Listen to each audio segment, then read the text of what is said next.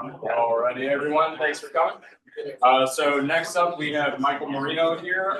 He is a software engineer at Virginia Credit Union, and he has been developing software since the year 2020. And today he's going to talk about building secure, small, fast, native apps with Tauri. Thank you. Hi, everybody. Thanks for being here today. I wanted to give a special thanks to Galen for organizing this conference. Thanks for VCU for letting us do it here. And thanks to my beautiful wife for making these slides look amazing and also designing those posters that you guys have seen all over. So couldn't do it without any of it. So let's get started. I'm here to tell you about Tauri. I think Tauri is a very wonderful piece of software that everybody should be using if they have a need for it. A little bit about me. As I said, I've been working professionally in the IT space and the technology space since 2020. I'm a self-taught developer. My day job, I mostly write C# at Virginia Credit Union. I'm very involved in the Microsoft stack. So I guess a bit of a disclaimer, I have not shipped any production apps with Tauri. This is just kind of a hobby project for me. Also a disclaimer, I'm on some pretty crazy prescription antihistamines right now. So if I start spacing out, somebody just give me one of these, bring me back. I'm a lifelong musician. I love playing music. I actually studied music here at VCU, focusing on classical guitar and voice before I founded a death metal band and toured the East Coast doing that for about 10 years. I'm an amateur strongman powerlifting competitor. So, you know, stone lifting, car deadlifts, that whole thing. And I'm a sci-fi fanatic, you know, Star Wars, Star Trek, Stargate, I love it all. So if you want to talk to me about any of these things or Tauri, love to do that. All right, first things first. How do you even say this? Is it Tauri? Is it Tauri, like the Greek letter? Well, according to Tauri creator, Daniel Thompson, it's kind of a tomato-tomato situation. As long as people know what you're talking about, you can say it however you want. He's just happy to get people talking about it. Me personally, I'll always say it Tauri because that's how they refer to people of Earth in Stargate. Yeah, I wasn't thinking about that. So what is it? It's an application framework for building cross-platform apps. Utilizes web tech for UI, you know, maybe JavaScript here at the Richmond JavaScript conference.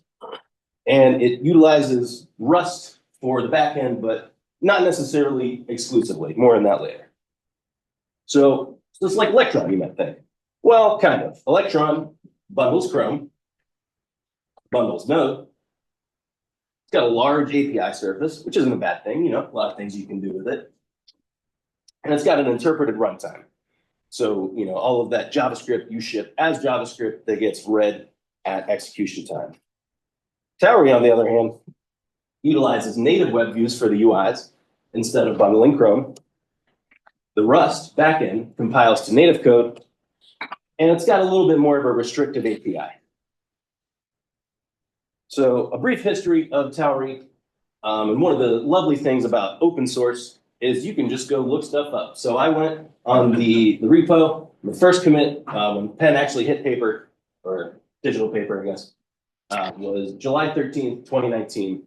The team at large was not happy with the solutions that existed out there, like Electron, for building desktop apps. They wanted something that was a little more efficient. You know, it's kind of a joke at this point. Everybody, you know, Slack and Teams, or maybe not Teams, Discord, you know, all these different Electron apps bring their own Chrome instance. And all of a sudden, you've got 13 different versions of Chrome running on your computer at a time, chewing up all your memory. So they weren't happy with that. They set out to build something a little more efficient. It officially hit 1.0 in 2022, about 3 years later, with a strong focus on security, size of the resulting application, and cross-platform support. One thing that they've committed to is every major release gets an external security audit so that you can be confident that the applications that you're shipping are built on a secure foundation. Tauri 2.0, which came out in 2024, expands beyond the desktop to bring these applications to mobile platforms, iOS and Android, which really necessitated a complete rethinking and reimagining of how the core of the framework worked. So we'll dive into that in just a little bit. But who wrote Tauri? Where does this come from? Well, Crab Nebula is the official partner of the framework, but it really is a community-driven effort. There's over 440 contributors. Like I said, it's open source. They love to bring people in. There's a Discord that's very open and approachable that love, answering questions and bringing in collaborators to this space. Crab Nebula is the partner designed to bring in that commercial adoption so that they have consulting services to help onboard people that are unfamiliar with it. And they also have a platform to help distribute these applications that result from Tauri, to sign them and notarize them and push out over-the-air updates and get them in app stores and into users' hands. So Crab Nebula is really there to provide the long-term sustainability for the project. We've all seen this. Crab Nebula is there to make sure that Tauri doesn't become that little block down there. So we're going to take a brief examination of the architecture of Tauri. How is it all set up? Well, at its core, it's Rust and JavaScript. At least most of them are. So the front end, you can use any static web framework. So if you go and npm, and they have very extensive docs on their website, but the front end, when you go to set it up, you can choose your flavor of front end that you like. So in their little helper, you've got your Rust options. You can choose Vue or Leptos, Sycamore. You've got your JavaScript options with Vue, Svelte, React, Solid, Angular, Preact. You can even get .NET in there and do some Blazor for your front end. And your back end, by default, is going to be Rust powered. Now, with that comes the option to also hand off that logic to some other process were you to choose to do that. So there's people out there today shipping Tauri apps that have, they have years, decades of existing business logic built into like .NET systems that they've written. So you can just hand it off to any existing process. Now that's not, that's kind of an independent effort if you were to do something like that. Rust powered backend is what the core framework provides you. So really at its essence, a Tauri app is just a static site and a backend. If anybody remembers Jamstack, that was a big hype, maybe late 2010s. Stood for JavaScript APIs markup. Just kind of this concept of shipping a static site and then having an API that it can talk to do the things that it needs to do. That's kind of how this is all set up. So Tauri brings a language agnostic API design. It is JavaScript first. So they're committed to any functionality exposed by Tauri can be called from JavaScript or from Rust.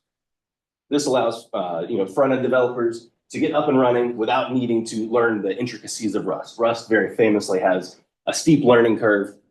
There's a lot of new concepts, especially for somebody coming from a JavaScript background or even a TypeScript background. JavaScript, there's a number. In Rust, there's like 30 numbers, 30 different types of numbers. So this, allows you to get up and running without needing to really learn the nitty gritty of Rust. It's powerful, but it remains developer friendly. And the core of it is based around a plugin system. That plugin system, again, is committed. Anybody can write their own plugin, but there are a core set of plugins that belong to the project, and they will not accept any new plugins to the project that do not expose all capabilities to JavaScript and to Rust. This ensures that even complex system interactions remain easy to use.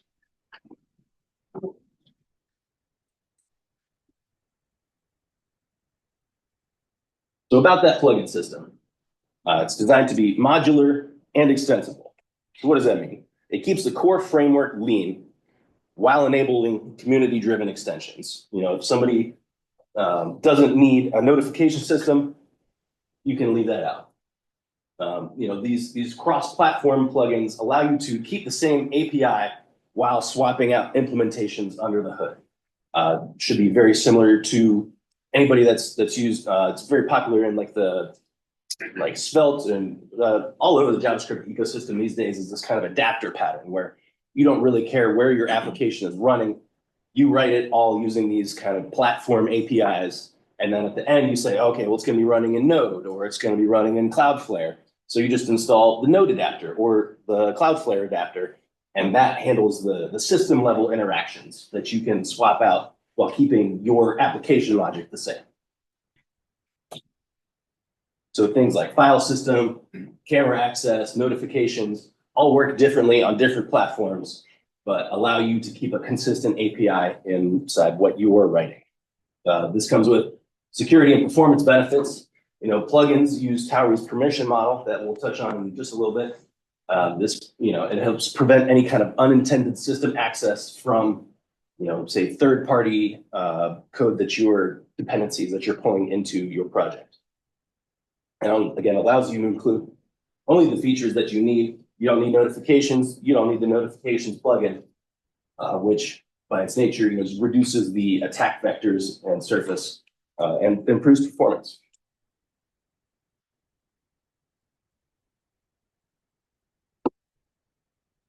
Now, we said Electron bundles Chrome, but Tauri relies on native web views. Well, what is a web view? Before I looked into Tauri, I never heard of a web view. It kind of seems like in the name, but like where does it come from? So a web view is a native component that renders web content using the system's browser engine. So what does that mean? That means this ships as part of your operating system.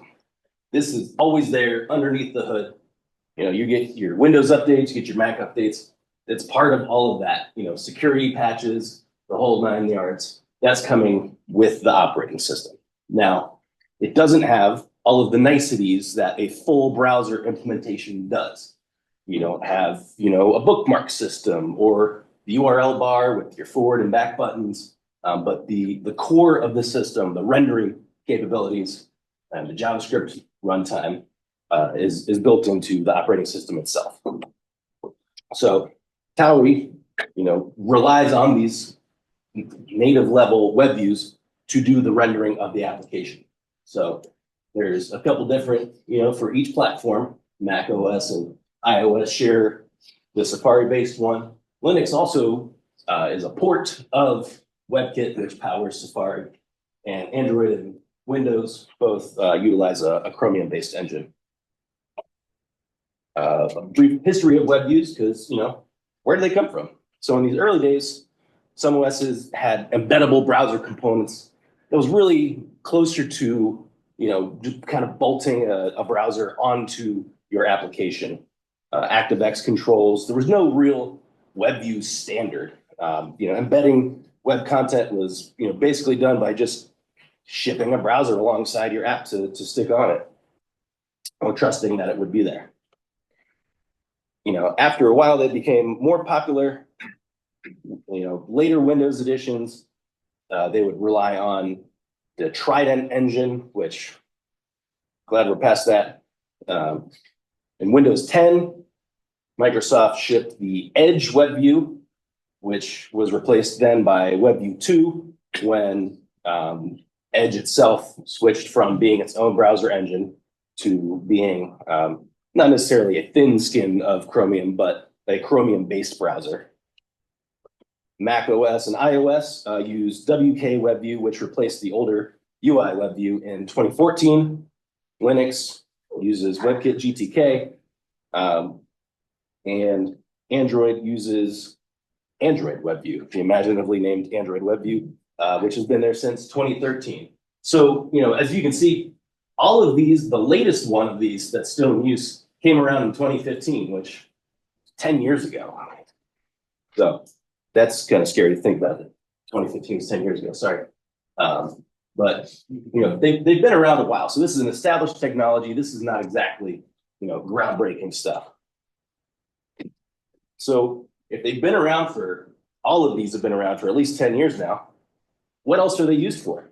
Well, they're very often used for embedded web content and native apps, things like login flows or help sections. They'll rely on maybe an external content or HTML file that's kind of shipped alongside the app, and they'll just say, hey, here's the help section. A lot of enterprise and internal apps make use of web views. Big chunks of Microsoft Office are actually, not the actual, documents themselves per se, but a lot of other screens inside of Microsoft Office utilize web views. Game launchers and installers are a very popular method of utilizing these. Steam, Epic Games Launcher, Blizzard, Battle.net, all of these do make use of web views inside them. Embedded devices, smart TVs, kiosks, car interfaces. You don't, need to be connected to the internet to utilize these. All you need is some kind of web content to render.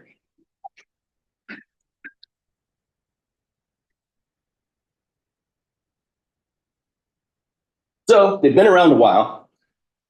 We've said they cover a wide variety of industry and usages, but why aren't they more popular? Well, there are performance limitations. They're not as optimized as a full browser, both for user experience and for application itself. They don't come necessarily with the dev tools, the extensions. Like I said, you don't get all of the niceties from a full browser experience. There have been historical inconsistencies, as we saw in the history. There wasn't a standard for a very long time, so everybody just kind of did what they wanted, and it was up to you to make sure that the content that you were shipping on the platform that you were shipping it utilized the available APIs and not ones that weren't there. There are security restrictions involved with utilizing web views. They're heavily sandboxed, similar to any browser usage. So you can't do any kind of system interactions per se just from the web view itself. Bless you. And as Electron became popular, because it has that full Node.js runtime to backline that web view. So that's what allows it to do those kind of low-level system interactions. And developer perception is certainly a large part of it.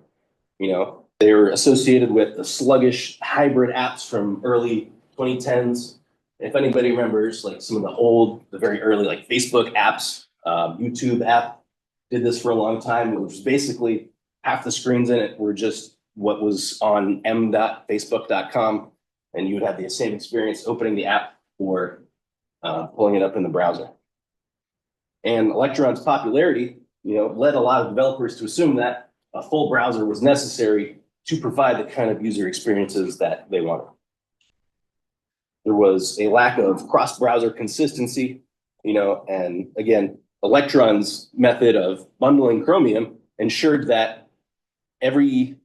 what you see is what you get, essentially. There's no guesswork of, oh, is it going to work here? Is it going to work there?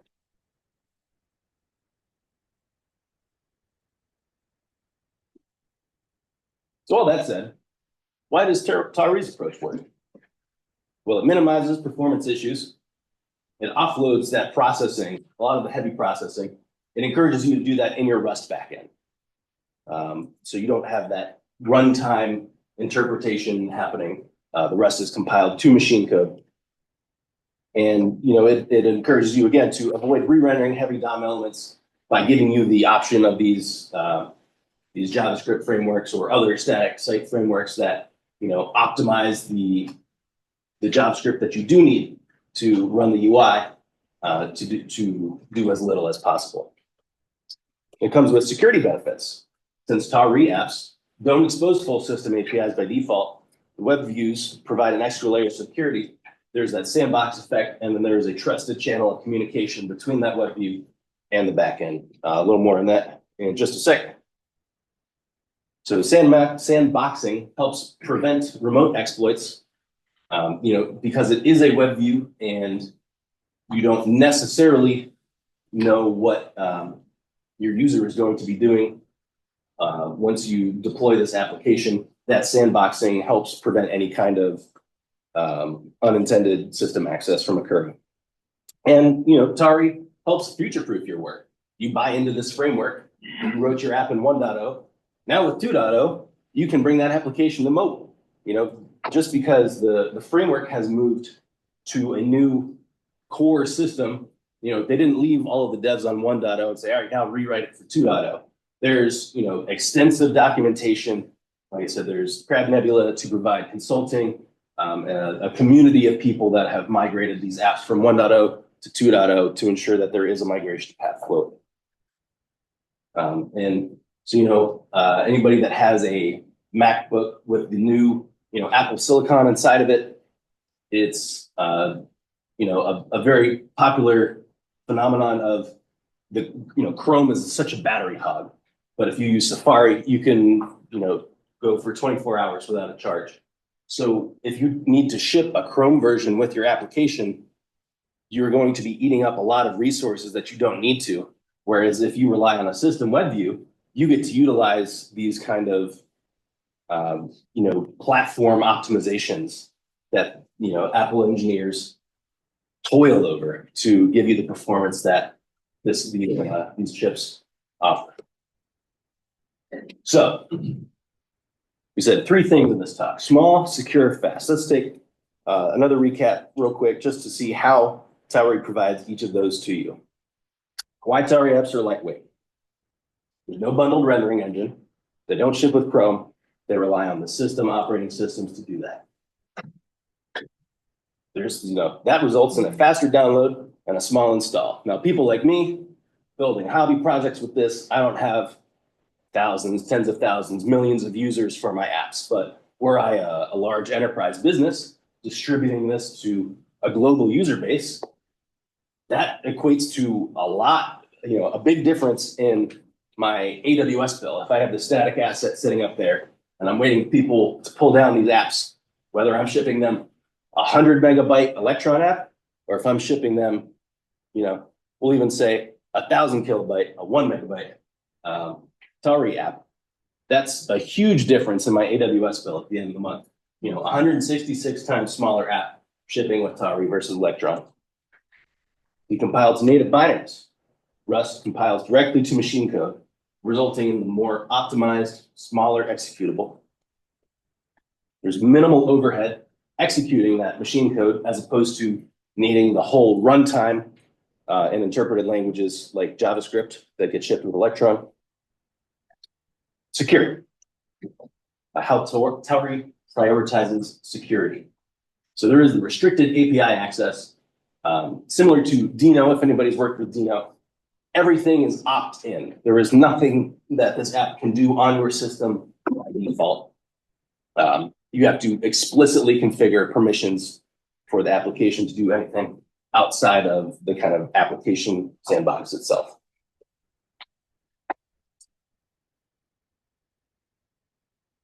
There's an inter-process communication model. So essentially, your whole, we talked about the static site and the Rust backend. There's a trusted channel of communication between those two that has two direct bidirectional communication, where you can send events from either the front end to the back end, from the back end to the front end. And then there's commands that you can also send from the front end to the back end. Now, the back end, the commands rather, has one main API, and that's invoke. We can take a little closer look at that in just a little bit. But invoke is the main way that you call Rust functions from the JavaScript code, from the front end code, whatever language you choose to write that in. And anything that goes across that bridge does need to be serializable. So you can't send the back end like a JavaScript function to have it execute there and then send that back to the front end. But as long as you have the ability to, stringify or serialize, data going across that ability, you can utilize the power of that, machine code compiled Rust from the front end. sandboxing, and secure defaults. So Rust by itself just eliminates an entire class of problems and attack vectors that are available in other unmemory safe languages. Buffer overflows, things like that are just simply not a thing because the code will not compile if there is a way to do that. Web views provides additional security isolation via the sandboxing, we touched on that. The distribution model that this enables, code signing, which is required for Mac OS and Windows, and notarization, which they're similar concepts, but code signing is done by the developer saying that, yes, I am, the author of this, and it allows the user when they download it, the operating system can go check and say, hey, I have the signature from the developer. So you don't get that jump scare when you go to install it and it says, hey, this is from an unauthorized or an unknown developer. Are you sure you want to install it? You can just skip all of that. Notarization, on the other hand, is primarily utilized by Apple. And it's kind of they sign saying that after you've done your code signing or the developer's done their code signing, Apple basically puts their stamp on it and says, yes, this is approved software as well. You have the ability to auto update, securely handled through Tauri and Crab Nebula's mechanisms. So one scenario is, if you ship an application with Electron, what Chrome version is bundled with that Electron? I don't know. It's almost never the latest one. It's just by necessity, it has to be, Chromium publishes one, maybe it's got a security patch in it. That security update then goes to the Electron team to integrate into the Electron platform, which then gets integrated into the app after that trickle downstream happens. Now, as I mentioned earlier, if you're relying on system web views, those come in as part of operation, or operating system updates. So Tauri team and Crab Nebula, they've done a lot of research into stuff like this. And especially in enterprise, enterprise is easier to control, but these updates make it to the end user much faster if they are, handled at the OS level rather than at the application level. The Crab Nebula tools for security, like I said, they have that platform for signing, notarizing, enabling over-the-air updates. And you don't need to rely on a team of Windows developers to know how to sign application bundles for Windows. And then you have your Mac developers that know how to sign application bundles for Mac. You're able to just push up your code and let the platform handle all that stuff for you. So security on mobile. Now, iOS and Android, they have strict app sandboxing even outside of WebView usage. They're much more restricted in what applications can do. We're going to talk about root devices. This is speaking to a room full of developers, but most people just, they get their apps and they work. So unlike desktop, where applications can do pretty much whatever, mobile apps by necessity are they're more restricted in the capabilities that they have. Permissions and API access, they're based on the exact same permissions and the IPC model as desktop. So you have, your front end process and your back end process and that trusted channel between them that, there's a couple different communications models that Tauri enables. And then one of them is a trusted application, essentially in between, that acts as a mediator on that trusted channel so that even if some third-party dependency starts sending malicious requests from your front end, it has that intermediary process that checks these requests and says, hey, is this something that this should be able to do rather than just going to the back end and executing that code. So each permission must be explicitly granted, like you said, kind of like that Dino model, if anybody's familiar with that. And code signing and distribution, you don't need to boot up Xcode. You don't need to know how to work Android APK and Google Play's verification process. Crab Nebula has the tools there for you to be able to just push your code, and then they will handle it. Similar to, if anybody's familiar with Expo React Native solution, they have Expo application services. That's very much the same thing for React Native style of mobile apps.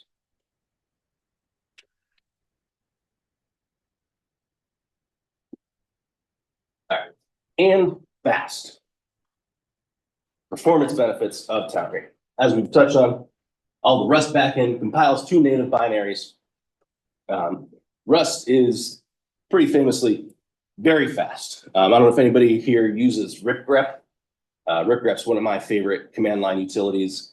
It is an almost one-to-one feature complete version of grep re-implemented in Rust, and it is crazy fast. I use it for searching like our code bases for stuff. I much prefer that to the kind of built-in tools in Visual Studio, or like VS Code and all of the search stuff in there, just because it's so crazy fast.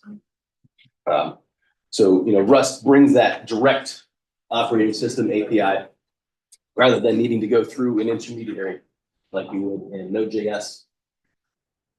So you don't have that JavaScript-based backend that gets shipped along with your application. You're just running that application bundle, and you get to utilize fewer resources because of the way that that process works. You don't need to hold on to the entire interpreter in memory. You're just executing instructions on the metal. So that's ideal for resource-constrained devices. Once they realize that, hey, we took this great process and we got it on desktop. This is perfect for mobile. So Tauri 2.0 brings that to mobile. And as we talked about, WebView usage allows you to use those platform optimized web views so that the engineers at Microsoft are making that as fast as possible. You get to utilize that to make your application as fast as possible. So quick recap, Tauri is a powerful alternative to Electron. Fast, secure, lightweight, high performance way to build cross-platform apps. It is truly cross-platform, allowing you to bring your applications to desktop and mobile. And it's great for web developers, experienced Rustaceans, as they love to call themselves, everyone in between. Does anybody have any questions on that before we dive into some code? How are we doing? Some time. Yeah. Are there differences when you're showing a UI, being that Tauri uses the web engine on the platform that it's using? Are there differences in the UI, just like they were with browsers? So there can be differences, but it's not going to be anything greater than you would experience like shipping just a normal web app. So if you need to take into account the difference between Safari and Chrome, if they act differently for your web app, they're going to do the same for a Tauri app. But for the most part, that kind of cross-browser compatibility has gotten much, much better in the last 10-15 years. Everybody's kind of agreed on the standard. Stuff has come much closer to the spec and gotten more spec'd out so that there's less of that variability between platforms. Great question. Yeah. Is there any reason you would use Tauri over, let's say, Flutter? Because that's the other big popular cross-platform I've heard about. So Flutter is not something I'm particularly familiar with. So unfortunately, I couldn't really give too much insight into that. Okay. Wish I could. We'll look into that. Yeah. So same question about React Native. Can you replace React Native with Tauri? So I mean, you can. React Native is, it is React, but it's still its own ecosystem. It's you're not using divs, you're using views. It's a whole new, ecosystem and tool chain to learn. Whereas, Tauri, you can use Next.js inside of as your front end instead of, kind of learning the whole new pattern. It's just, I've toyed a little bit with React Native. I'm not super experienced, but personally, I found it as coming from being a web developer, much easier to just kind of like jump in and build something. Cool. I will bring this up real quick, see if I can make this as big as possible and still read stuff. So this is a very basic Tauri app that I have just as a quick demo here. This is not any kind of groundbreaking stuff here. It's a little photo booth app. We'll get it up and running in just a second. But a quick tour of this, we have our public folder. You know, that's for any kind of assets that you need shipped alongside your application. We have a source folder. This is just a very basic kind of React app set up with a Vite bundler. This is not a particularly well-organized React app. As we can see here, I'm pulling in invoke from the Tauri core. So invoke, as I said, is the main way that you're going to call the back end from the front end. So if we go and I look for where I'm using invoke here, so I have invoke, I'm invoking a method called save photo, and I'm passing that method some serializable data. In this case, I'm passing it photo data to then be saved to the file system. If we pull back our file browser and we go look at our backend, this is our Rust-based backend. We have the build.rs that tells it how to build it. librs is where most of your backend functions. When you spin up a new app, it'll give you this, you know, very simple. You send it a string, it'll interpolate that string into, you know, kind of your hello world and send that back to the front end. Here's something just marginally more complex than that. We're getting in our string of the photo data. We're pulling out this kind of platform, the pictures directory. And if we can't find that, say can't find the pictures, we get a timestamp. We save it to the photo booth, you know, with the timestamp on there. And then there's, you know, save it to the file system, a little bit of error handling. So there is a dev server that's built into this as it's come out, or rather as it's set up for the kind of Hello World app. It has a dev server. It comes with a dev server for both the front end and the back end. So it will reload those changes as you make them. And then once you build, we're not going to do that here because anybody who's worked with Rust knows that that would have taken the whole talk to build. But once you built it, it gets outputted a little installer. So if I go one level up here, here's our installer. It is 2,000 kilobytes. Here's our installed application with my lovely photo booth.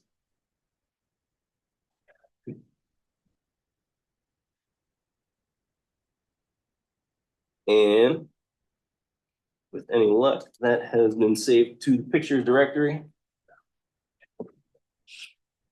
And that's a Tauri app. Woo!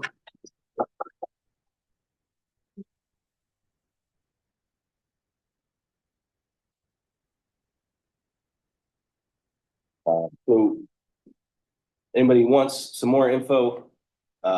There's